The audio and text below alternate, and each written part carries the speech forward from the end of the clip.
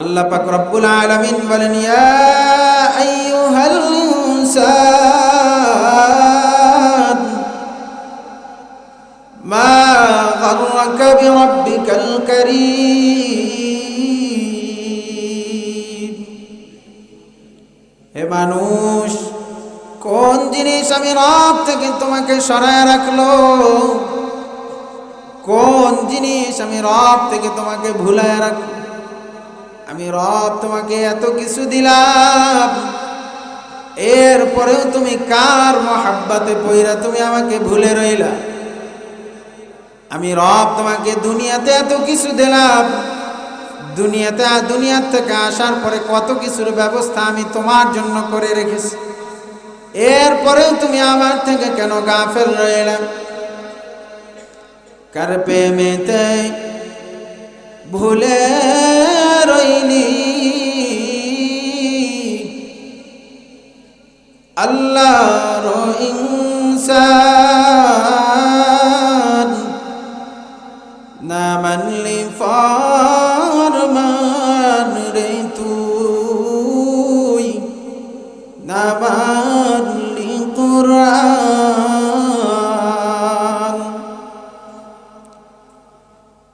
নাম নিশানা নাহি ছিল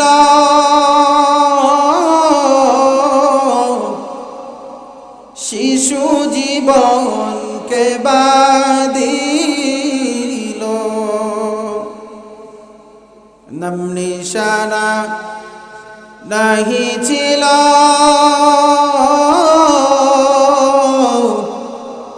শিশু জীবনকে বাঁধিল। কার দয়াতে আসলি রে তুই, ওরে কার দয়াতে আসলি রে তুই, দুনিয়ার ভিতর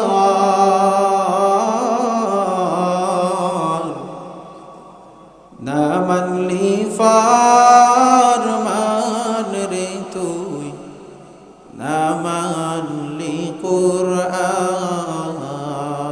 ইল্লাল্লাহ লা ইলাহা ইল্লাল্লাহু মুহাম্মাদুর রাসূলুল্লাহ সাল্লাল্লাহু আলাইহি ওয়াসাল্লাম। আলহামদুলিল্লাহ সুম্মা আলহামদুলিল্লাহ।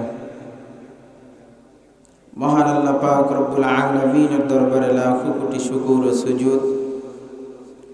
আল্লাহ পাক রব্বুল আলামিন আপনাকে আমাকে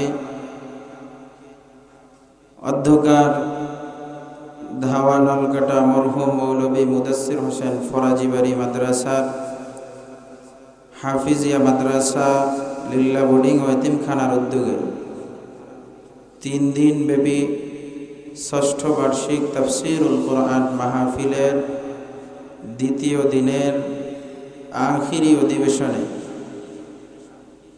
বসার সুযোগ করে দিয়েছেন, এজন্য শুকরিয়াতান বলি আলহামদুলিল্লাহ। আরো জোরে আওয়াজ করে বলি আলহামদুলিল্লাহ। আল্লাহ পাক রব্বুল আলামিনের অশেষ দয়া ও মেহেরবানি যে আল্লাহ পাক রব্বুল আলামিন এই এলাকার হাজারো মানুষ থেকে যাচাই বাছাই করে আল্লাহ পাক রব্বুল আলামিনের কালামের আলোচনা শোনার জন্য এই মজলিসে এসে বসার তৌফিক দান করেছেন, এজন্য আপনারা খুশি না বেজার? তো আরো একবার জবান খুলে আওয়াজ করে মুমিনের আওয়াজে কালিমাতুশ শুকুর আদায় করে পড়ি আলহামদুলিল্লাহ।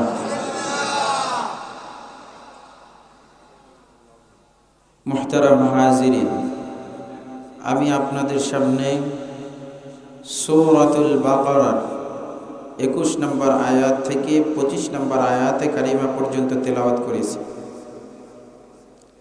উক্ত আয়াতের সাথে সম্পৃক্ত বুখারী এবং মুসলিম শরীফ থেকে নবীজি মুহাম্মদুর রাসূলুল্লাহ সাল্লাল্লাহু আলাইহি ওয়াসাল্লামের পবিত্র জবান থেকে উচ্চারিত হাদিসে কারিমার তিনখানা হাদিস আপনাদের সামনে পাঠ করেছি। সকলে দোয়া করি আল্লাহ পাক রব্বুল আলামিন উক্ত আয়াত এবং হাদিসের উপরে এমন কিছু কথা বলার তৌফিক আমাকে দান করেন, যে কথাগুলো আপনার আমার সকলের জন্য নাজাতের উসিলা হয়ে যায়। সকলে পড়েন আমিন। আরো জোরে আওয়াজ করে পড়েন আমিন। মুহতারাম হাজিরিন, সূরাতুল বাকারার 21 নম্বর আয়াতে আল্লাহ পাক রব্বুল আলামিন বলতেছেন, ইয়া আইয়ুহান নাস উ'বুদু রাব্বাকুমুল্লাযী খালাকাকুম, হে মানব জাতি, তোমরা তোমাদের রবের ইবাদত করো, যে রব তোমাদেরকে সৃষ্টি করেছেন। ওয়াল্লাযীনা মিন ক্বাবলিকুম, শুধু তোমাদেরকে সৃষ্টি করে ক্ষান্ত থাকেন নাই, তোমাদের পূর্বপুরুষদেরকেও যিনি সৃষ্টি করেছেন সেই রবের ইবাদত করো, লাআল্লাকুম তাত্তাকুন, যাতে করে তোমরা ইবাদত বন্দেগী করে পরহেজগারিতা অর্জন করতে পারো, আমি আল্লাহ তাআলার নৈকট্য অর্জন করতে পারো। আল্লাযী জাআলা লাকুমুল আরদা ফিরাশা, এখন আল্লাহ পাক রব্বুল আলামিন নিজেই রবের পরিচয় দিতেছেন।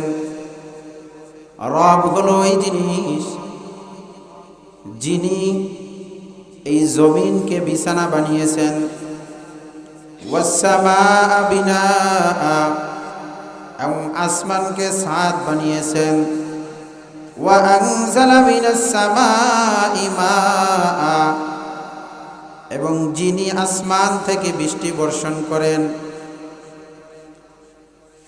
ফাআখরাজা বিহি মিনাস সামারাতি রিজকান লাকুম, বৃষ্টি বর্ষণ করার মাধ্যমে যিনি আবার জমিন থেকে ফল ফলাদি আপনার আমার জন্য রিজিক হিসাবে বের করেন। ফালা তাজআলু লিল্লাহি আনদাদা ওয়া আনতুম তা'লামুন, সুতরাং তোমরা ওই রবের সাথে কাউকে শরীক করিও না। ওয়া আনতুম তা'লামুন, এবং এ ব্যাপারে তোমরা সব কিছুই জানো। ওয়া ইন কুনতুম ফি রাইবিন মিম্মা নাযালনা আলা আবদিনা ফাতু বিসূরাতিন মিন মিসলি, আল্লাহ পাক রব্বুল আলামিন বলেন, ওয়া ইন কুনতুম ফি রাইবিন মিম্মা আনজালনা আলা আবদিনা, আমি আমার প্রিয় বান্দার উপরে যেই কিতাব নাজিল করেছি এই কিতাবের ব্যাপারে যদি তোমাদের কোনো সন্দেহ থাকে, ফাতু বিসূরাতিন মিন মিসলি, তাহলে এই কিতাবের মধ্যে যেই সূরাগুলো আছে পারলে এই সূরার সমতুল্য একটা সূরা তোমরা এনে দেখাও। ওয়াদউ শুহাদাকুম মিন দুনিল্লাহ, আর এই সূরা আনার ক্ষেত্রে তোমরা যাদেরকে আমি আল্লাহ তাআলার সাথে শরীক করো তাদেরকেও তোমরা ডেকে নাও। ইন কুনতুম সাদিকিন, যদি তোমরা তোমাদের কথার উপরে সত্যবাদী হয়ে থাকো। এরপর আল্লাহ পাক রব্বুল আলামিন বলেন, ফা ইল্লাম তাফআলু, তোমরা পারবে না, ওয়ালান তাফআলু, কখনো পারবে না। ফাত্তাকুন নারাল্লাতী ওয়াকুদুহান নাস, সুতরাং তোমরা ওই আগুনকে ভয় করো, ওই জাহান্নামকে ভয় করো, যে জাহান্নামের ইন্ধন হবে মানুষ, ওয়াল হিজারা, এবং পাথর, উইদ্দাত লিল কাফিরিন, আর যেটাকে ব্যবস্থা করে রাখা হয়েছে কাফেরদের জন্য। রব্বে কারীম পরবর্তী আয়াতে বলেন অবাশশিরিল্লাযীনা আমানু ওয়া আমিলুস সালিহাত, সুসংবাদ ওই সকল ব্যক্তিদের জন্য যারা ঈমান এনেছে আমি আল্লাহ তাআলার উপরে, যারা ঈমান এনেছে আমার বান্দার উপরে অবতীর্ণ কিতাবের উপরে, ওই সকল ব্যক্তিদের জন্য সুসংবাদ যারা দুনিয়াতে থাকা অবস্থায় নেক আমল করে। আন্না লাহুম জান্নাতিন তাজরি মিন তাহতিহাল আনহার, কি সুসংবাদ তাদের জন্য যারা নেক আমল করবে, আমি আল্লাহর উপরে বিশ্বাস স্থাপন করবে, আমার প্রিয় বান্দাকে নবী বলে স্বীকার করবে, তাদের জন্য সুসংবাদ হলো যে তাদের জন্য আমি আল্লাহ তাআলা জান্নাতের ব্যবস্থা করে রেখেছি। কেমন জান্নাত? যেই জান্নাতের তলদেশ থেকে, যেই জান্নাতের তলদেশ দিয়ে নহর প্রবাহিত হবে। কুল্লামা রুজিকু মিনহা মিন সামারাতির রিজকা, এরপরে সেই জান্নাতের মধ্যে আল্লাহ তাআলা বিভিন্ন রকমের ফল ফলাদি নিয়ে আসবেন জান্নাতীদেরকে আপ্যায়ন করানোর জন্য। জান্নাতীরা যখন ওই ফল ফলাদি দেখবে, দেখার সাথে সাথে বলবে ক্বালু হাযাল্লাযী রুজিকনা মিন ক্বাবল, তারা বলবে যে ইতিপূর্বে আমরা এই ফল আরো ভক্ষণ করেছি, আরো খেয়েছি, আমরা তো ইতিপূর্বে এই ফল দেখেছি। আল্লাহ পাক রব্বুল আলামিন বলে বান্দা ওয়া উতুবিহি মুতাশাবিহা, বান্দা তুমি ইতিপূর্বে যে ফল দেখছো এখন দেখতে ওই ফলের মতো হলেও কিন্তু এটার ভিতরে স্বাদ অনেক ভিন্ন, এটার ভিতরে মজা অনেক ভিন্ন। দুনিয়াতে যেই ফল তুমি খাইছো ওই ফলের স্বাদ আর আমার এখন এই ফলের স্বাদ আকাশ পাতাল ব্যবধান। ওয়ালাহুম ফীহা আজওয়াজুন মুতাহহারা, আল্লাহ পাক রব্বুল আলামিন বলেন বান্দা তোমাদের জন্য থাকবে পুত পবিত্র স্ত্রীগণ। ওয়াহুম ফীহা খালিদুন, আর এই যে নেয়ামতগুলো থাকবে এর শুরু আছে আর কোনোদিন শেষ হবে না। চিরস্থায়ীভাবে আল্লাহ পাক রব্বুল আলামিন আপনার আমার জন্য রেখে দিবেন। বলেন সুবহানাল্লাহ। মুহতারাম হাজিরিন, আমরা এতক্ষণ শাব্দিক তর্জমাগুলো শুনলাম, এখন দেখি এর তাফসীরে আল্লাহ পাক রব্বুল আলামিন কি বলতে চেয়েছেন আমাদেরকে।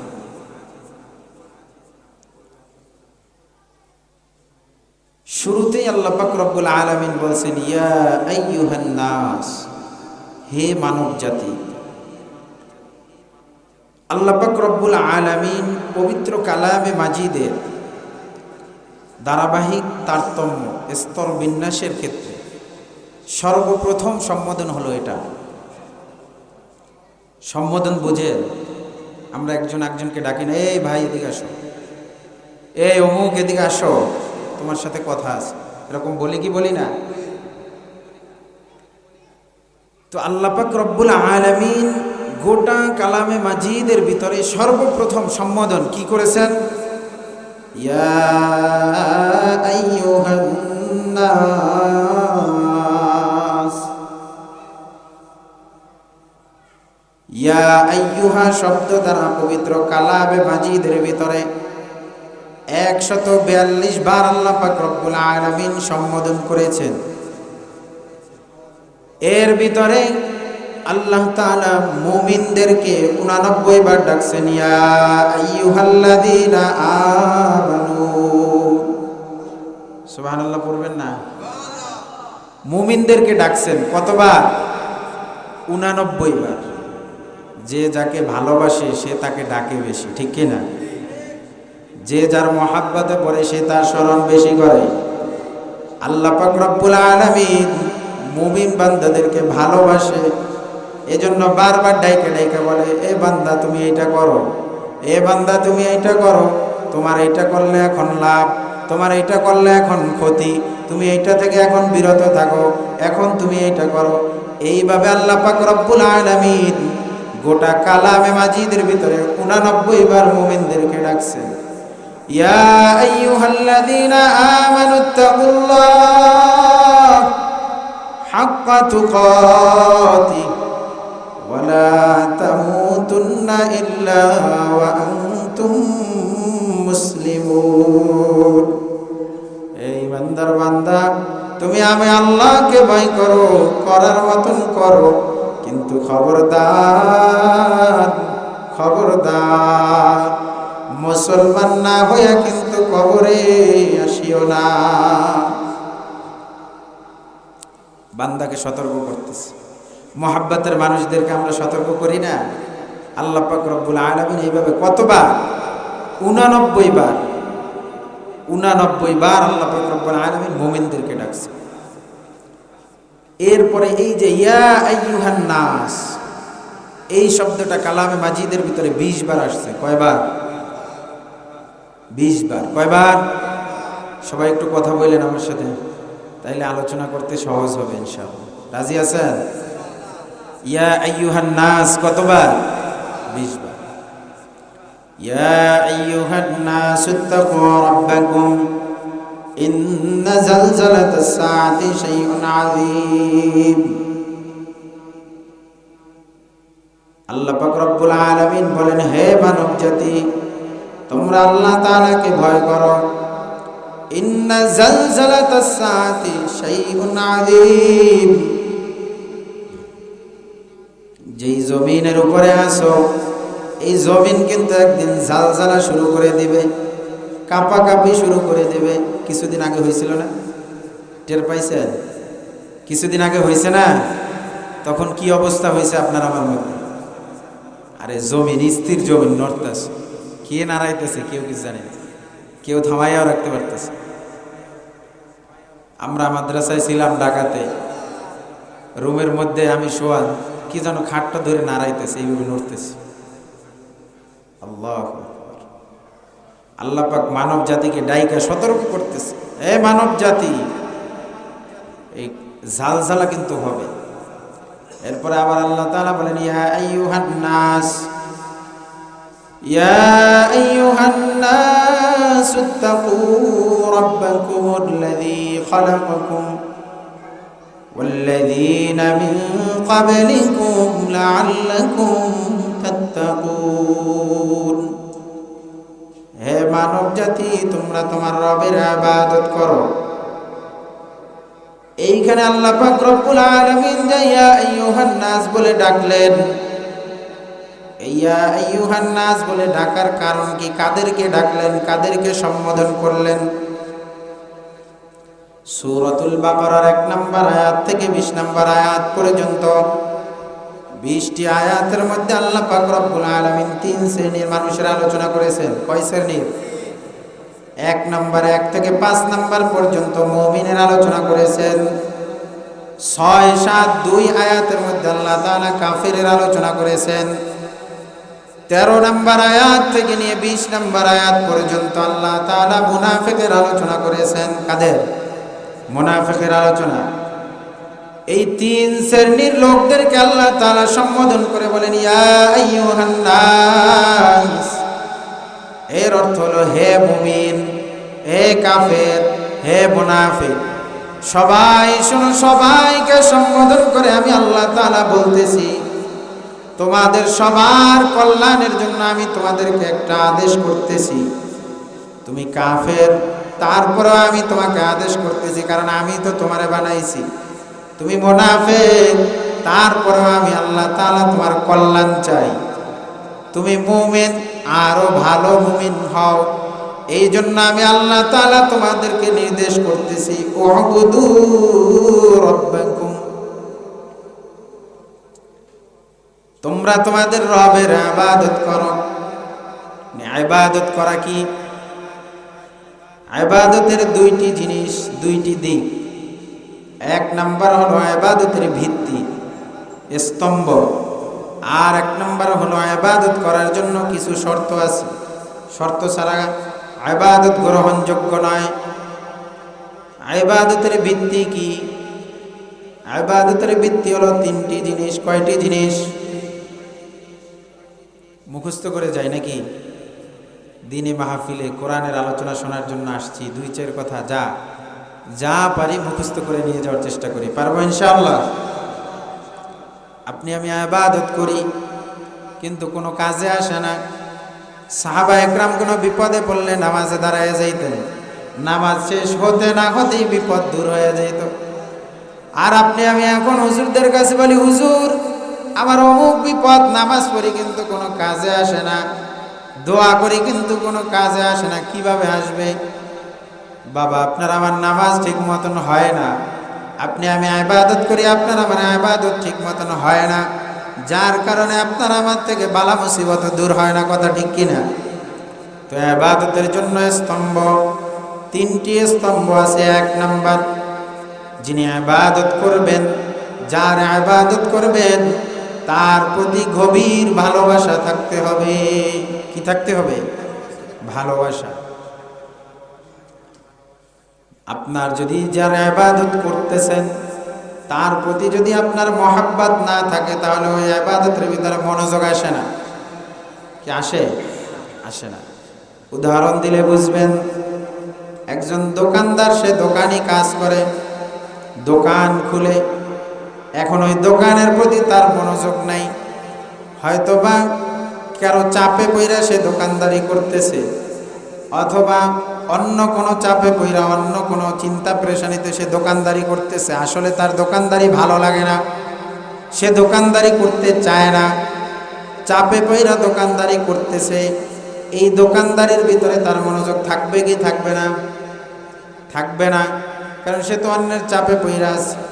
আইসা একজনে মাল চাইলে সে দিতে পারবে না ঠিক মতন, দোকানের কোন জায়গায় কোন মাল আছে সেটা সে জানে না, কারণ তার তো ওই দোকানদারির প্রতি মহাব্বত নাই। দোকানদারির প্রতি মহাব্বত না থাকার কারণে সে দোকানদারি ঠিক মতন করতে পারতেছে না। কোনো একজন মানুষ কৃষি কাজ করে, তার কৃষি কাজের প্রতি মহাব্বত নাই, কারো জোর জবরদস্তি, কারো চাপে পইরা সে কৃষি কাজ করতেছে, তার ওই কৃষি কাজের ভিতরে মহাব্বত আসবে না, কারণ সে তো এটা পছন্দ করে না। তো আপনি আমি রবের ইবাদত করব, রব বলতেছেন যে তোমরা আমার ইবাদত করো, ইবাদত করব, কিন্তু রবের মহাব্বত আপনার আমার মধ্যে নাই, তাহলে ওই ইবাদতের ভিতরে মনোযোগ আসবে না? আসাটাই স্বাভাবিক। আপনি আমি নামাজে দাঁড়ায় গেছি কিন্তু রবের মহাব্বত নাই, নামাজে দাঁড়িয়ে আছি অথচ আপনার আমার মনোযোগ অন্যদিকে। আছে না নাই? হয় কি হয় না? নামাজে দাঁড়িয়ে আছি কিন্তু আপনার আমার খেয়াল নামাজের মধ্যে নাই, কোথায় আছি সেটাও আপনি আমি জানি না, রুকুতে গিয়া কি পড়তে হয় সেটাও অনেক সময় ভুলে যাই, কোন বৈঠকে আছি সেটাও অনেক সময় ভুলে যাই। এটার কারণ কি? কারণ হলো রবের মহাব্বত আপনার আমার প্রতি নাই। রবের যেই মহাব্বত আপনার আমার থাকা দরকার, সেই মহাব্বত আপনার আমার অন্তরে নাই, যার কারণে ইবাদতের ভিতরে আপনার আমার মনোযোগ আসে না। কথা ঠিক কিনা? তো এই ইবাদতের এক নম্বরে স্তম্ভ কি? রবের মহাব্বত। আল্লাহ পাক রব্বুল আলামিন কালামে মাজিদের ভিতরে ইরশাদ ফরমান, ওয়া মিনান নাসি মান ইয়াত্তাখিযু মিন দুনিল্লাহি আনদাদান ইউহিব্বুনাহুম কাহুব্বিল্লাহ ওয়াল্লাযীনা আমানু আশাদ্দু হুব্বান লিল্লাহ। যারা মুমিন তারা আমি আল্লাহকে সবচেয়ে বেশি ভালোবাসে। যারা মুমিন তারা কাকে বেশি ভালোবাসে? আল্লাহকে। সবাই বলেন না কাকে? আরো জোরে আওয়াজ করে বলেন কাকে? যারা মুমিন, যারা ইবাদত করবে তারা সবচেয়ে বেশি কাকে ভালোবাসে? আল্লাহকে ভালোবাসে। তো এক নম্বরে স্তম্ভ ইবাদতের, যারা ইবাদত করা হবে তাকে বেশি ভালোবাসতে হবে। কি করতে হবে? ভালোবাসতে হবে। 2 নাম্বার স্তম্ভ, যারা ইবাদত করব তার কাছে থেকে কিছু পাওয়ার আশা থাকতে হবে। কি থাকতে হবে? পাওয়ার আশা থাকতে হবে। আপনি আমি কাজ করি দুনিয়াতে, কাজ করি কি করি না? আপনি আমি কাজ করি কি আশায়? সকাল থেকে সন্ধ্যা পর্যন্ত মালিকের কাজ করি, মালিকের থেকে কিছু পাওয়ার আশায়, ঠিক কিনা? মালিকের কাছ থেকে যদি কিছু না পাওয়া যেত তাহলে আপনি আমি কিন্তু কেউই সৎ ইচ্ছায় কাজ করতাম না, ঠিক কিনা? আপনাকে আমাকে যদি বলা হয়, ভাই তুমি আগামীকাল সকাল থেকে সন্ধ্যা পর্যন্ত আমার বাড়িতে কাজ করবা, বিনিময়ে আমি তোমাকে কিছুই দিতে পারবো না, তাহলে আমার মনে হয় না যে কেউ তার কাজের জন্য রাজি হবে। ঠিক আছে কথা? কেউ কি রাজি হবে? তাহলে কিছু পাওয়ার আশায় কাজ করা। আপনি আমি যখন ইবাদত করব, যারা ইবাদত করব তার কাছ থেকে কিছু পাওয়ার আশা রাখতে হবে। এটা হলো কয় নাম্বার স্তম্ভ ইবাদতের? সবাই বলেন না কয় নাম্বার? 2 নাম্বার স্তম্ভ ইবাদতের। যারা ইবাদত করব তার কাছ থেকে কিছু পাওয়ার আশা থাকতে হবে। নাম্বার 3, যারা ইবাদত করব তার ভয় অন্তরের মধ্যে থাকতে হবে। আপনি আমি মালিকের কাজ করতে যাই, মাটি কাটার কাজ, দোকানদারির কাজ, দোকানের মধ্যে এখন দেখবেন সিসি ক্যামেরা লাগাইয়া রাখছে, কাজের লোক দিয়া বসায় রাখছে, ওদিকে সিসি ক্যামেরা লাগাইয়া রাখছে। কেন? কেন রে ভাই সিসি ক্যামেরা লাগানো লাগবে? মালিকের ভয় অন্তরের ভিতরে নাই। যার কাজ করতেছি তার ভয় অন্তরের ভিতরে নাই, যার কারণে সিসি ক্যামেরা লাগাইয়া রাখা লাগতেছে। যদি তার ভয় অন্তরে থাকতো যে না আমি যার কাজ করতেছি যদি সঠিকভাবে কাজটা না হয় তাহলে তিনি আমাকে কোনো পারিশ্রমিক দিবেন না, এই ভয় যদি আপনার আমার মধ্যে থাকতো তাহলে আপনি আমি কাজটা সঠিকভাবে করতাম। ওজনে চুরি করতে পারতাম না, ওজনে কম দিতে পারতাম না, মাটি কাটার ক্ষেত্রে একটা মাটির চাকা কম কাটতে পারতাম না, নামাজের অজুহাত দিয়ে সময় নষ্ট করতে পারতাম না। সারাদিনে কোনো নামাজ নাই, এমনিতে নামাজ পড়ে না, কিন্তু যখন বদলা নিছে তখন সে নামাজের জন্য ব্যস্ত। আছে না নাই আমাদের সমাজে? তো ইবাদত করার জন্য কয়টি স্তম্ভ? 1 নাম্বার, যারা ইবাদত করব তার ভালোবাসা আপনার আমার মধ্যে থাকতে হবে। নাম্বার 2, যারা ইবাদত করব তার থেকে কিছু পাওয়ার আশা থাকতে হবে। নাম্বার 3, যার ইবাদত করব তার ভয় আপনার আমার অন্তরে থাকবো। দ্বিতীয় এবং তৃতীয় নাম্বারটার জন্য আল্লাহ পাক রব্বুল আলামিন সূরাত বনী ইসরাঈলের মধ্যে বলেন, ওয়ায়ারজুনা রাহমাতাহু ওয়া ইয়াখাফুনা আযাব। হে বান্দা তুমি আমার ইবাদত করবা, ভালো কথা তুমি আমার ইবাদত করো, কিন্তু ইবাদত করার সাথে সাথে আমার থেকে রহমত পাওয়ার আশা এবং জাহান্নামের ভয়, আমার ভয় তুমি অন্তরের ভিতরে রাখিও।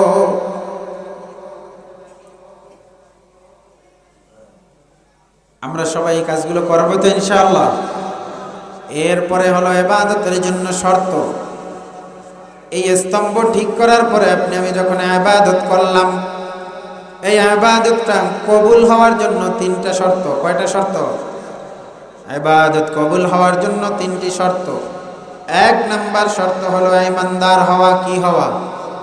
ঈমানদার হওয়া, মুমিন হওয়া, আল্লাহ তাআলার উপরে পরিপূর্ণ বিশ্বাস স্থাপন করা।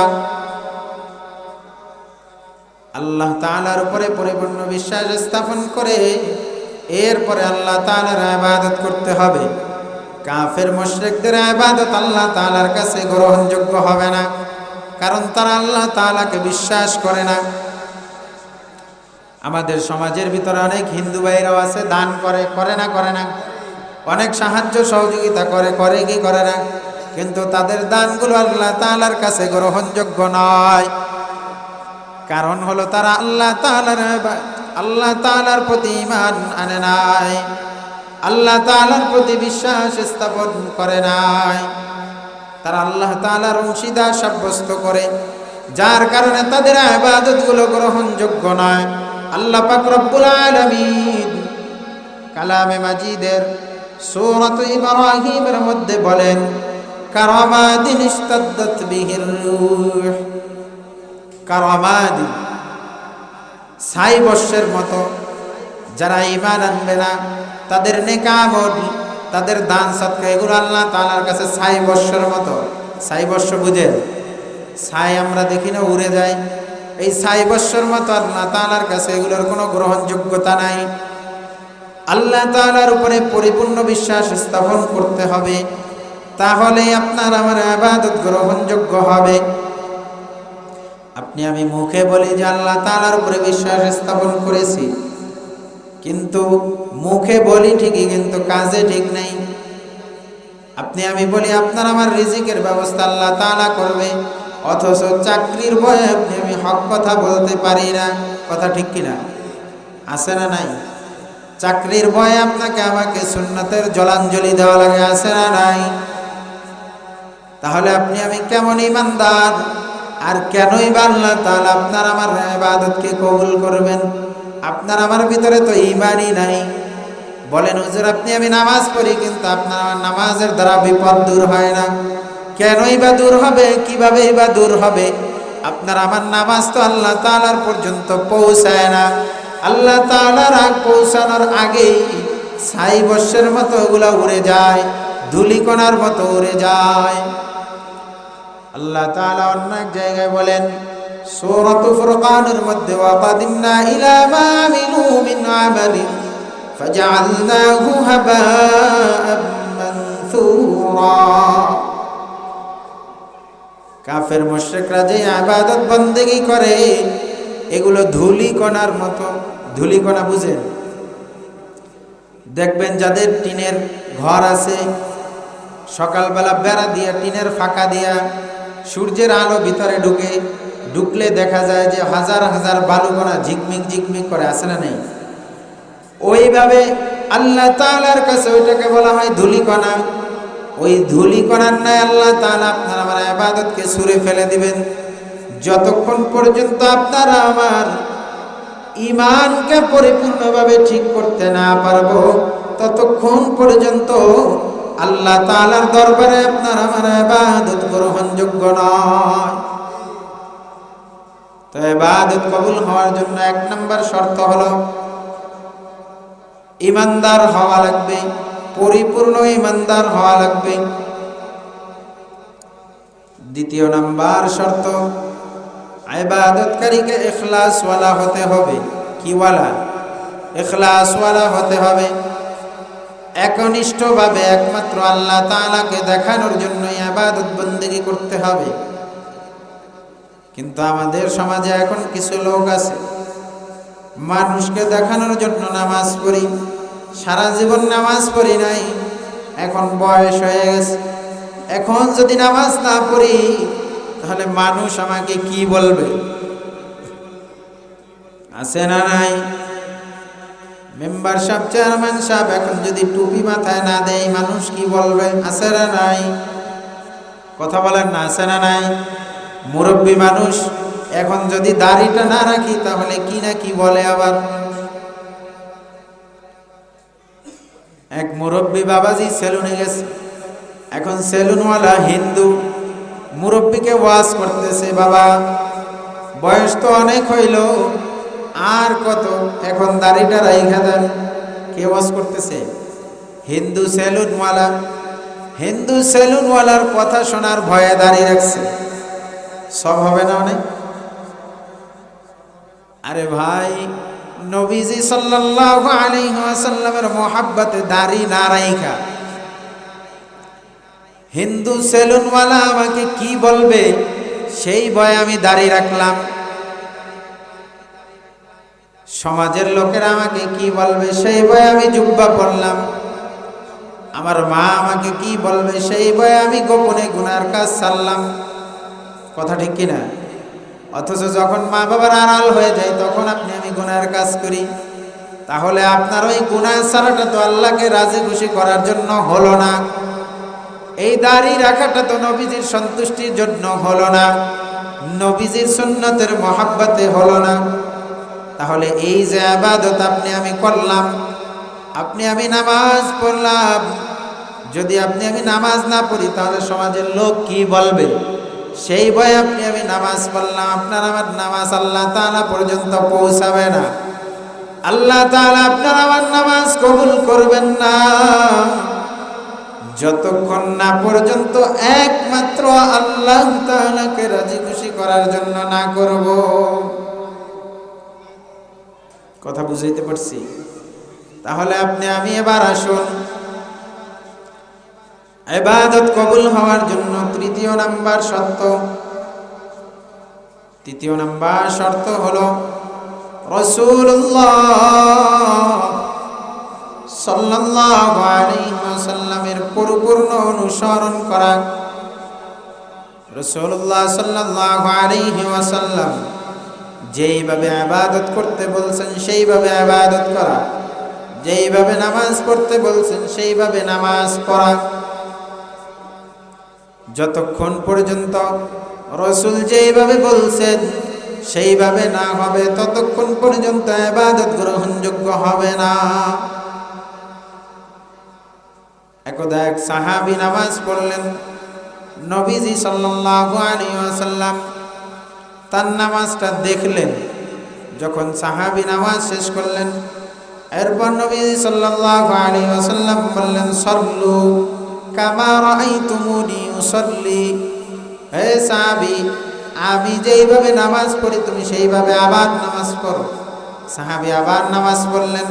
নামাজ শেষে আবার নবীজি ডাকলেন, ডাকার পরে আবার বললেন, সাল্লু কামা রাআইতুমুনি উসাল্লি। সাহাবী, আমি যেইভাবে নামাজ পড়ি তুমি সেইভাবে আবার নামাজ পড়ো। এরপরে আবার সাহাবী নামাজ পড়লেন।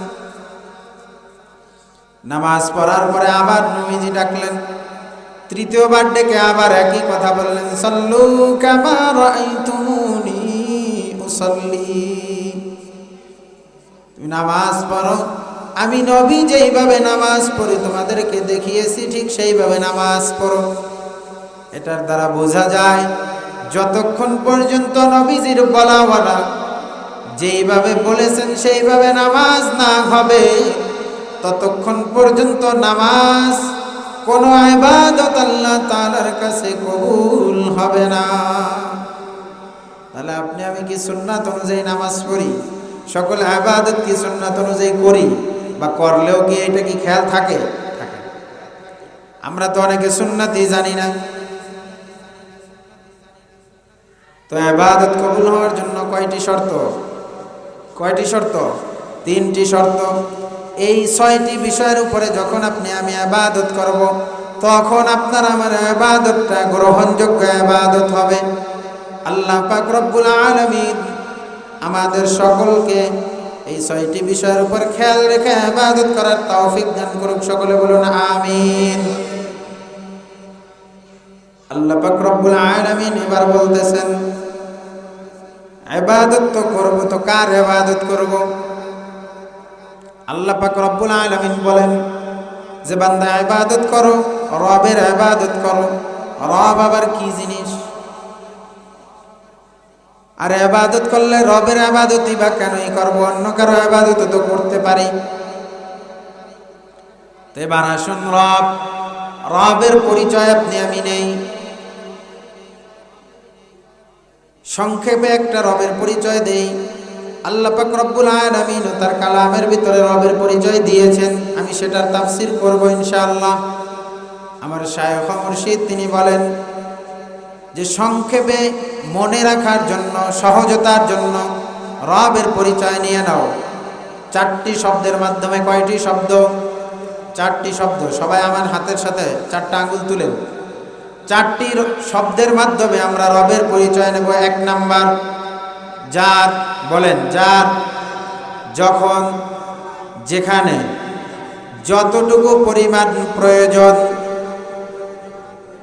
ততটুকু পরিমাণ সরবরাহ করেন যিনি, রব হলেন তিনি। সবাই স্মরণ রাখতে পারবেন? সবাই বলেন না, যার, যখন, যেখানে যতটুকু পরিমাণ প্রয়োজন, যতটুকু পরিমাণ প্রয়োজন ততটুকু সরবরাহ করেন যিনি, রব হলেন তিনি। এবার একটু এই কথাগুলোর উপর আলোচনা করি। যার যখন যেখানে যতটুকু পরিমাণ প্রয়োজন, এখন আমার প্রয়োজন কথা বলার, এই কথা বলার শক্তি কে দিছেন? আল্লাহ তাআলা দিতেছেন কি দিতেছেন না? কথা বলেন না, দিতেছেন কি দিতেছেন না? এখন আমার কথা বলার প্রয়োজন, আমার শরীরে শক্তি দরকার, জবানে আওয়াজ দরকার, কণ্ঠে সুর দরকার। এই সব কিছু যিনি পরিচালনা করেন, রব হলেন তিনি। আপনারা আমার সামনে বসা আছেন, আপনাদের প্রত্যেকের সাথে কান আছে। আল্লাহ তাআলা ওই কানের মাধ্যমে আমার এই আওয়াজগুলো আপনার কানের কাছে পৌঁছায় দিতেছেন। আপনি কানে শুনতেছেন, শোনার পরে আপনার ব্রেনটা এটা কাজ করতেছে। এই কাজগুলো, আমার আওয়াজগুলো এখন আপনার শোনা দরকার, আপনার ব্রেনটার ভিতরে কাজ করানো দরকার। এই কাজগুলো যিনি করতেছেন, রব হলেন তিনি। সুবহানাল্লাহ। আর জোরে আওয়াজ করে বলেন সুবহানাল্লাহ। রব এমন এক জিনিস, এটা যারা বোঝার চেষ্টা না করবে তারা বুঝতে পারবে না। যারা রবের পরিচয় নেওয়ার চেষ্টা না করবে তারা রবের পরিচয় কখনো পাবে না। রব এমন এক জিনিস, অনেক গভীর এক জিনিস। এখন আমার প্রয়োজন চোখ দিয়ে আপনাদেরকে দেখব, এখন প্রয়োজন আমার, প্রয়োজন যার, আমার, যখন, এখন যতটুকু পরিমাণ প্রয়োজন, যেখানে ততটুকু পরিমাণ সরবরাহ করেন যিনি, রব হলেন তিনি। আল্লাহু আকবার। তো রবের ইবাদত করব, সংক্ষেপে পরিচয় পেয়েছেন রবের। এবার আসুন আল্লাহ পাক রব্বুল আলামিন তিনি নিজেই তার পরিচয় দিচ্ছেন। পরিচয় দিয়ে বলতেছেন, আল্লাযী খালাকাকুম, হে মানব জাতি তোমরা রবের ইবাদত করো। রবকে, যিনি তোমাকে সৃষ্টি করছেন তিনি তোমার রব। যিনি তোমাকে সৃষ্টি করেছেন তার ইবাদত করো। ওয়াল্লাযীনা মিন ক্বাবলিকুম, এবং যিনি তোমার পূর্ববর্তীদেরকে সৃষ্টি করেছেন তার ইবাদত করো। পরবর্তীদেরকে যিনি সৃষ্টি করবেন তার ইবাদত করো। লাআল্লাকুম তাত্তাকুন, যাতে করে তোমরা তাকওয়াওয়ালা হতে পারো, আল্লাহ তাআলার মহব্বত ওয়ালা হতে পারো। আল্লাহ তাআলার ভয় যাতে তোমাদের অন্তরের ভিতরে প্রবেশ করে। পরবর্তী আয়াতে আল্লাহ তাআলা আরো বিস্তারিত পরিচয় দিয়ে বলেন, আল্লাযী জাআলা লাকুমুল আরদা ফিরাশা, ওই রবের ইবাদত করো যেই রব জমিনটাকে তোমাদের জন্য বিছানা বানিয়েছে। আল্লাহ পাক রব্বুল আলামিন সামনে বলতেছেন, ওয়াস সামাআ বিনাআ, হে মানব জাতি ওই রবের ইবাদত করো যেই রব আসমানটাকে তোমাদের জন্য ছাদ বানিয়েছে। ওই রবের ইবাদত করো যেই রব জমিনটাকে তোমার জন্য বিছানা বানাইছে। ওই রবের ইবাদত করো যেই রব আসমানটাকে তোমার জন্য ছাদ বানিয়েছে। وأنزلنا من السماء ماء, হে মানব জাতি, এ মুমিন বান্দারা, ও কাফেরের দল, ও মুনাফিকেরা, ওই রবের ইবাদত করো যেই রব আসমান থেকে তোমার জন্য বৃষ্টি বর্ষণ করে, আসমান থেকে তোমার জন্য পানি নিয়ে আসে। ওই রবের ইবাদত করো। শুধু পানি নিয়ে আসেই না, বরঞ্চ ওই পানি নিয়ে আসার মাধ্যমে فأخرج به من الثمرات رزقا لكم, এই পানির মাধ্যমে জমিন থেকে তোমাদের জন্য যে রব রিজিক বের করে নিয়ে আসে, সেই রবের ইবাদত করো। মুহতারাম হাজিরিন, আপনি আমি সারাদিন কাজ করে রাত্রিবেলা ঘুমিয়ে যাই, সকালবেলা ওঠার পরে দেখি শিশিরের মাধ্যমে সব ভিজা, জমিন ভিজা, শুকনা মাটি। আপনি আমি কোদাল দিয়ে কোপানোর জন্য, মাটিটাকে ভাঙার জন্য সারাদিন পরিশ্রম করছি। ওই মাটিটাকে ভাঙতে গিয়ে অনেক সময় হাতের ভিতরে ঠুসকা পড়ছে, অনেক সময় পায়ের ভিতরে বাড়ি লাগছে, পায়ে ব্যথা হয়েছে, মাটি এত শক্ত। কিন্তু রাত্রিবেলা যখন আপনি আমি ঘুমায় গেছি, সকালবেলা এসে দেখতেছি যে মাটির উপরে পানি পড়ে সব নরম হয়ে আছে। এই মাটিকে যে নরম করলেন, সেই রবের ইবাদত করতে হবে। فأخرج به من الثمرات رزقا لكم فلا تجعلوا لله أندادا। এ বান্দারা, এ মানব জাতি, তোমরা সব কিছু করো, আমি রবের ইবাদত করো, কিন্তু আমি রবের সাথে কাউকে শরীক করিও না। আমি রবের সাথে কাউকে মিশাইও না, আমি রবের সাথে কাউকে তুলনা করিও না। তুমি আমি রবকে রব বলে স্বীকার করে নাও। ওয়া আনতুম তা'লামুন, তুমি সব কিছু জানো, সব কিছু বুঝো, এরপরও কেনই বা তুমি আমি রবের সাথে অন্য কাউকে শরীক করো? হে মানব জাতি, তুমি আমি রবের ইবাদত করো, আমি রবের সাথে অন্য কাউকে শরীক করিও না।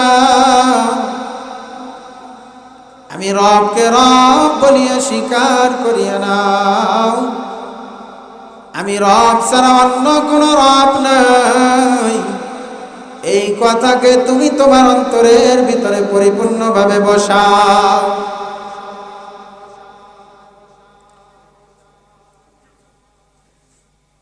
টাকার জন্য রবের ইবাদতি সারলা, পয়সার জন্য রবের ইবাদতি করা সারলা, বেতনের জন্য রবের গোলামি করা সারলা, চাকরির ভয়ে রবের গোলামি থেকে ফিরে রইলা, টাকার জন্য ধর্মের ভিক্ষা করলাম, টাকার জন্য ধর্মের বিরোধিতা করলাম, অর্থের লোভে নিজের ইমানের জলাঞ্জলি দিলা। আপনি আমি মুসলমান হিসেবে দুনিয়াতে আসছি, ডান কানে আযান, বাম কানে ইকামত হয়েছে, মুসলমান নামে আপনার আমার নামকরণ করা হয়েছে। এরপরেও আপনি আমি বিদেশের ভিসা পাওয়ার জন্য রবের সাথে ইহুদি নাসারাদের দালালি করলাম, নাস্তিক মুরতাদদের দলের সদস্য হইলাম, নিজের ইমানকে সস্তা দরে বিক্রি করে দিলাম। অথচ যে রব আপনাকে আমাকে এত এত নেয়ামত দিয়ে ধন্য করল, না চাইতে আল্লাহ পাক রব্বুল আলামিন দিয়ে দিছে। হিন্দুর ঘরে চাইলেও আল্লাহ পাক রব্বুল আলামিন আপনাকে আমাকে পাঠাইতে পারত। দুনিয়ার ভিতরে কত মাখলুকাত আছে, আল্লাহ পাক চাইলে ওই মাখলুকাতের কাতারে আমাদেরকেও পাঠাইতে পারত। কোনো দরখাস্ত ছাড়াই, কোনো আরজি ছাড়াই আপনাকে আল্লাহ পাক রব্বুল আলামিন আমাকে আপনাকে দুনিয়ার সবচেয়ে দামি বস্তু বানিয়ে দুনিয়াতে পাঠাইলেন। যেই রব আপনাকে আমাকে এত এত নিয়ামত দিয়ে ধন্য করলেন, যেই রব আপনার আমার জন্য এত কিছু বানাইলেন, এত কিছু সাজাইলেন, সেই রবের ইবাদত করার সময় আপনার আমার হাতে নাই। কথা ঠিক কি? আহারে মুসলমান, ইন্টারনেট, ফেসবুক, ইউটিউব, ইন্টারনেটে টাইম দাও, তোমার হাতে টাইম আছে। ইউটিউবে টাইম দাও, তোমার হাতে টাইম আছে। অথচ তোমার রব তোমাকে প্রতিদিন ডাকে, রবের ডাকে টাইম দেওয়ার টাইম তোমার হাতে নাই। বন্ধু যখন মোবাইলের ভিতরে কল করে, একবার দুইবার বন্ধুর কল দেখলাম না, রিসিভ করতে পারলাম না। পরবর্তীতে যখন দেখলাম বন্ধু আমাকে কল করেছিল, বন্ধুর ওই কল দেখার পরে ব্যতিব্যস্ত হয়ে যায়। বন্ধুকে কখন কল ব্যাক করব, কি কারণে আমার বন্ধু আমাকে ফোন দিয়েছিল, সেই পেরেশানি আপনার আমার মধ্যে থাকে। মুসলমান, আজকে আপনার আমার রব প্রতিনিয়ত আপনাকে আমাকে 5 বার কল দেয়। আল্লাহু আকবার, আল্লাহু আকবার, হাইয়া আলাস সালাহ, হাইয়া আলাল ফালাহ। প্রতিনিয়ত 5 বার আল্লাহ পাক রব্বুল আলামিন ডাকে, কিন্তু ওই রবের ডাকে টাইম দেওয়ার টাইম আপনার আমার হাতে নাই। আহারে মুসলমান, আল্লাহ পাক রব্বুল আলামিন এত এত নিয়ামত আপনাকে আমাকে দিল, আপনাকে আমাকে ডাকে, এরপর আপনি আমি গাফেল। আল্লাহ পাক রব্বুল আলামিন বলেন, হে ইমানদারেরা, হে মুসলমান, তুমি দেখো তোমার সামনে সোজা একটা গাছ দাঁড়িয়ে আছে। না না, তোমার সামনে ওই যে গাছটা দাঁড়িয়ে আছে, ওই গাছটা শুধু দাঁড়িয়ে না, ওই গাছটা দাঁড়ানোর হালতে আমি রবের তাসবিহ করে সুবহানাল্লাহ, সুবহানাল্লাহ।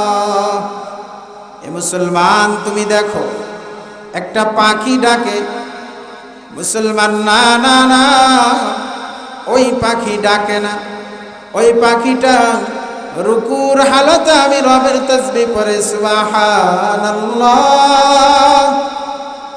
সুবহানাল্লাহ, সুবহানাল্লাহ। এ মুসলমান, তুমি দেখো একটা সাপ জমিনের ভিতরে বিচরণ করতেছে। না রে মুসলমান, তুমি দেখো সাপটা জমিনের ভিতরে বিচরণ করতেছে। না না না, ওই সাপটা দাঁড়ানো নয়, রুকু নয়, বরং সিজদার হালতে আমি মালিককে ডাকে বলে সুবহানাল্লাহ, সুবহানাল্লাহ, সুবহানাল্লাহ। আল্লাহ পাক রব্বুল আলামিন সূরাত বনী ইসরাঈলের মধ্যে বলেন, ওয়া ইন মিন শাইইন ইল্লা ইউসাব্বিহু বিহামদি রাব্বিক ওয়ালাকিন লা তাফকাহুনা তাসবিহাহুম। এ বান্দা, দুনিয়াতে যা কিছু দেখো সব কিছু আমি রবের তাসবিহ পড়ে, কিন্তু তোমরা ওই তাসবিহ বুঝো না। সব কিছু আমি রবের তাসবিহ পড়ে, কিন্তু ওই তাসবিহগুলো আমার কাছে ভালো লাগে না, ওই তাসবিহগুলোকে আমি কানে লাগাই না, ওই তাসবিহগুলোর দিকে আমি খেয়াল দেই না। আমি শুধু তাকায় থাকি আমার কোনো কানা বান্দা, আমার কোনো গোলাম, আমার কোনো কৃষক জমিনের আইলে দাঁড়িয়ে সিরা কাপড় পরে যায় নামাজ বিছিয়ে সিজদার হালতে বলবে সুবহানাল্লাহ। আল্লাহ পাক রব্বুল আলামিন বলে, বান্দা, আমি তাকিয়ে থাকি কখন বান্দা বলবে الذي يراك حين تقوم আমি বান্দা তোমার দিকে তাকায় রইছি, তুমি কখন আমার সামনে এসে দাঁড়াইবে। ওয়া তাকাল্লুবাকা ফিস সাজিদিন, কখন আমার সামনে দাঁড়াইবা, কখন আমার জন্য রুকু করবা, কখন সিজদার জন্য আমার কদমের প্রতি তুমি লুটায়া পড়বা। আর সিজদায় গিয়ে বলবে সুবহানা রাব্বিয়াল আলা, সুবহানা রাব্বিয়াল আলা। দুনিয়ার কোন ডাক আমি আমার এই কানে লাগাই না রে বান্দা, একমাত্র তোর ডাকটাই আমি কানে লাগানোর জন্য তোকে বানাইছি। ওয়ামা খালাকতুল জিন্না ওয়াল ইনসা ইল্লা লিয়াবুদুন। বান্দা তুমি আমার ইবাদত করবা, এই জন্যই দুনিয়াকে বানাইছি, আসমান বানাইছি, জমিন বানাইছি। যা কিছু দেখো বান্দা, আমি সব কিছু তোমার জন্য সাজাইছি, দুনিয়ার আর কোনো কিছুর জন্য সাজাই না। আমি সব কিছু আল্লাহ তাআলা হুকুম করে করে বানাইছি রে বান্দা, কিন্তু আমি আল্লাহ একমাত্র তোমাকে আমার নিজের হাতের দ্বারা বানাইছি। সুবহান, যে আল্লাহ এত এত নেয়ামত দিয়ে আপনাকে আমাকে ধন্য করলেন, সেই রবের ইবাদত থেকে আপনি আমি গাফিল। এখন কি ওয়াদা করা যায় কিনা আজকে থেকে পরিপূর্ণভাবে আমরা রবের ইবাদত করব? কারা কারা রাজি আছে? আল্লাহু আকবার। আরো জোরে বলতে হবে আল্লাহু আকবার। আয় আল্লাহ, এই মাঠের ভিতরে আমরা যারা আছি আপনি আমাদের সকলকে কবুল আর মঞ্জুর করিয়া নেন। আয় আল্লাহ, আমরা সকলেই চেষ্টা করতেছি আপনার একজন খাঁটি গোলাম হওয়ার জন্য। নফস শয়তানের দোকায় পড়ে আল্লাহ পারি না। আপনি যদি আমাদেরকে সাহায্য সহযোগিতা না করেন, আমাদের আর কোনো উপায় নাই। আয় আল্লাহ, মেহেরবানি করে আপনি আমাদের সকলকে আপনার খাঁটি গোলাম বানায় নেন। মুহতারাম হাজিরিন, এবার আসুন আল্লাহ পাক রব্বুল আলামিন সূরাতুল বাকারার 23 নম্বর আয়াতে বলতেছেন, وَإِن كُنتُمْ فِي رَيْبٍ مِّمَّا نَزَّلْنَا عَلَىٰ عَبْدِنَا فَأْتُوا بِسُورَةٍ مِّن مِّثْلِهِ وَادْعُوا شُهَدَاءَكُم مِّن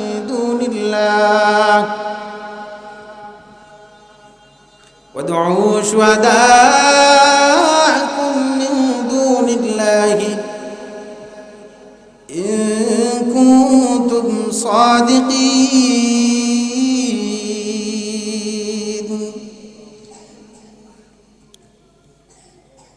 আপনি আমি এতক্ষণ রবের ইবাদতের কথা বললাম। রবের ইবাদত করার জন্য, পরিপূর্ণ ঈমানদার হওয়ার জন্য একটু আগেই শর্ত করেছিলাম যে ইবাদত কবুল হওয়ার জন্য তৃতীয় নাম্বার শর্ত রাসূলুল্লাহ সাল্লাল্লাহু আলাইহি ওয়াসাল্লামের পরিপূর্ণ আনুগত্য করা। তো আল্লাহ পাক রব্বুল আলামিন সেটারই দলিল হিসেবে আল্লাহ পাক রব্বুল আলামিন বলতেছেন, ওয়া ইন কুনতুম ফি রাইবিন, তোমরা কি সন্দেহ পোষণ করতেছো, মিম্মা, ওই জিনিসের উপরে, নাজ্জালনা আলা আবদিনা, যা আমি আমার প্রিয় বান্দার উপরে অবতীর্ণ করেছি, অর্থাৎ এই কোরআনের উপরে তোমরা কি সন্দেহ করো? আরবদের কাফেররা, সাহিত্যিকরা, কবিরা যখন নবীজি সাল্লাল্লাহু আলাইহি ওয়াসাল্লামের উপরে কোরআন অবতীর্ণ হলো, তখন তারা বলতে লাগলো যে এই কোরআন মুহাম্মদ নিজে রচনা করেছে। বলেন নাউযুবিল্লাহ। ওই কথার উপরে ভিত্তি করে আল্লাহ পাক রব্বুল আলামিন ওই কাফেরদেরকে চ্যালেঞ্জ করে বলতেছেন যে তোমরা যদি আমি নবীর উপরে, আমি আমার প্রিয় বান্দার উপরে যে কোরআন অবতীর্ণ করেছি, এই কোরআনের উপরে যদি তোমাদের সন্দেহ থাকে, তাহলে তোমাদের জন্য 4টা চ্যালেঞ্জ। একটাই চ্যালেঞ্জ, কিন্তু চ্যালেঞ্জের দাঁত 4টা। কয়টা? 4টা। 1 নাম্বার চ্যালেঞ্জ, যদি পারো এই কালামের মতো অন্য আরেকটা কালাম নিয়ে আসো। তোমরা যদি মনে করো এই কালাম আমি অবতীর্ণ করি নাই, বরং মুহাম্মদ রচনা করেছে, তাহলে তোমরা এই মুহাম্মাদের থেকেও বেশি পাণ্ডিত্য অর্জন করেছ, মুহাম্মাদের চেয়েও তোমরা বেশি সাহিত্যিক, মুহাম্মাদের চেয়েও তোমরা বেশি কবি, তোমরা তার থেকে বেশি শিক্ষিত। যদি পারো তাহলে এরকমের আরেকটা কোরআন তোমরা নিয়ে এসে দেখাও। আল্লাহ পাক রব্বুল আলামিন সূরাত হুদের 13 নম্বর আয়াতে বলেন, আল্লাহ পাক রব্বুল আলামিন বলেন, ইয়াকুলুনা ইফতারা কুল ফাতু বিসূরাতিন মিন মিসলিহি ওয়াদউ শুহাদাআকুম মিন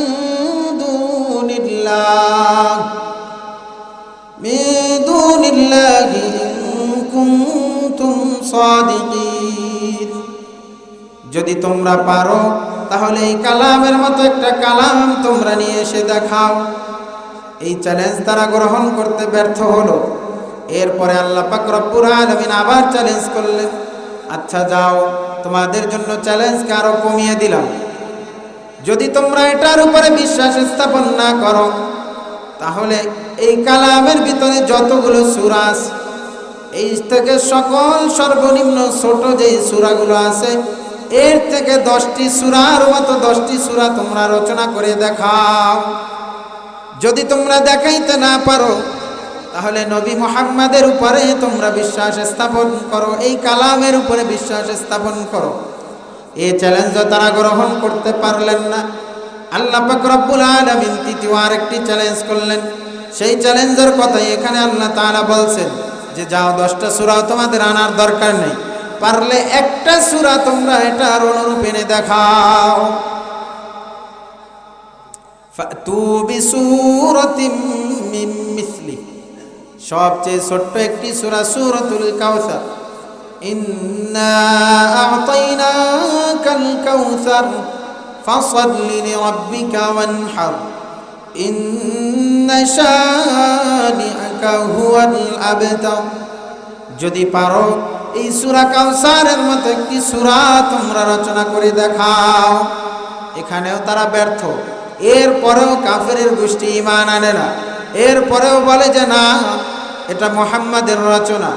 এরপরে আল্লাহ তাআলা আবার চ্যালেঞ্জ করলেন, যাও, একটা সূরা তোমাদের আনার দরকার নাই, যদি পারো একটা আয়াতের অনুরূপ একটা আয়াত তোমরা রচনা করে দেখাও। আল্লাহ পাক রব্বুল আলামিনের এই চ্যালেঞ্জ তারা গ্রহণ করতে পারে নাই। শুধু চ্যালেঞ্জ করেন নাই, আল্লাহ তাআলা বলছেন যে আদউ, তোমরা ডাকো, শুহাদাআকুম মিন দুনিল্লাহ, যারা আমি আল্লাহ তাআলার সাথে যাদেরকে তোমরা শরীক করো তাদেরকেও তোমরা ডেকে নাও।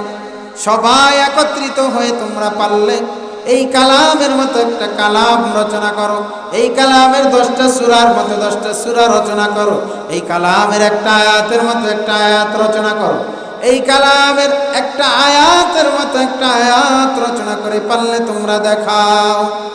তারা এটা করতে ব্যর্থ। আল্লাহ পাক রব্বুল আলামিন বলেন, যদি তোমরা সত্যবাদী হয়ে থাকো তাহলে এটা করো।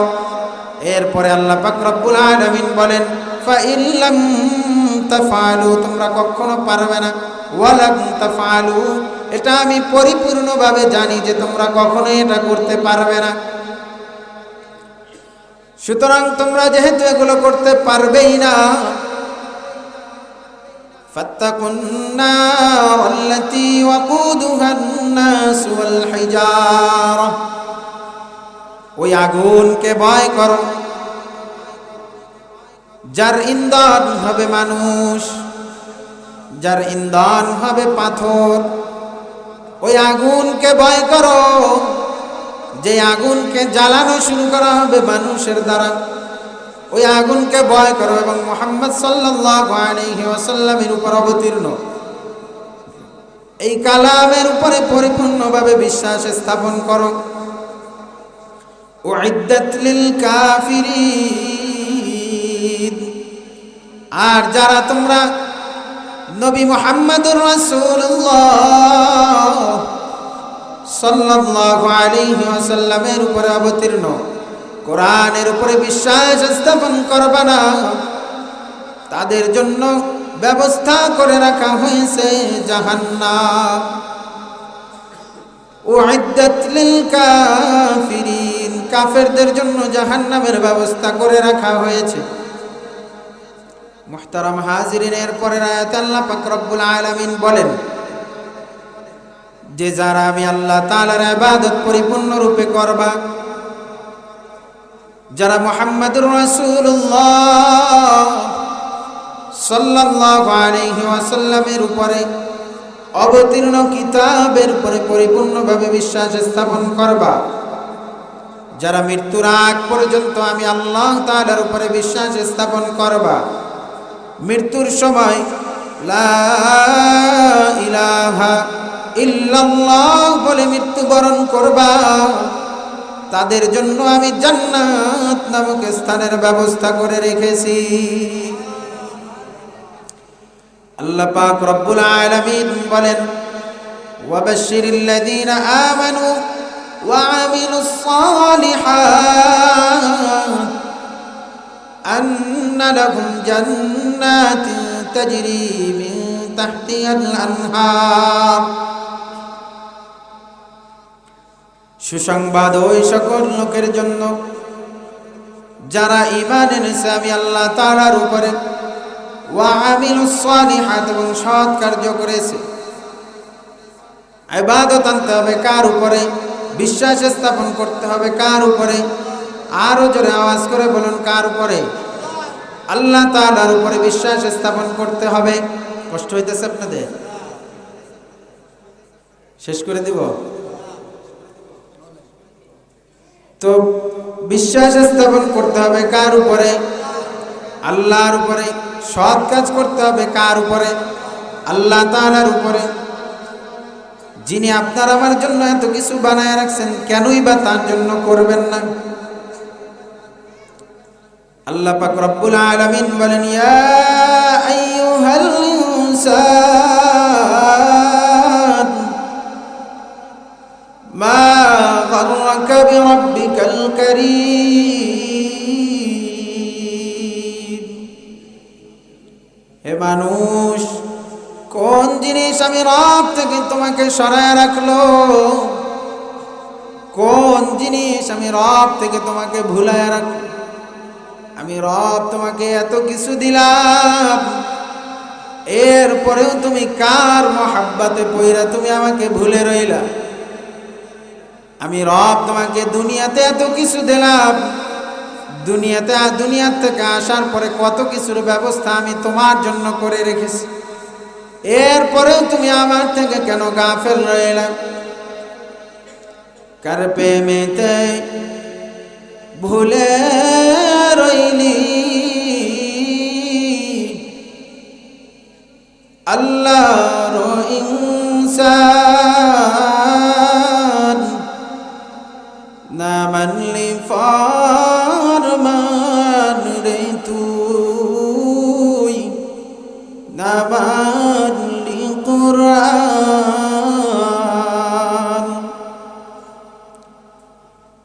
নাম নিশানা নাহি ছিল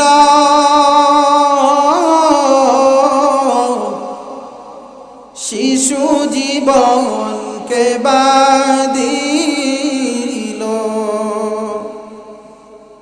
নাম নিশানা নাহি ছিল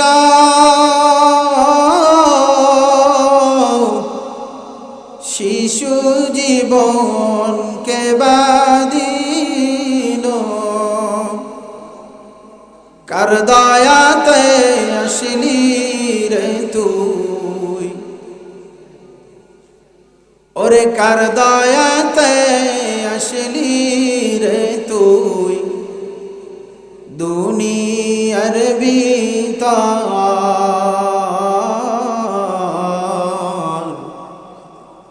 না মানলি ফরমান রে তুই, না মানলি কুরআন।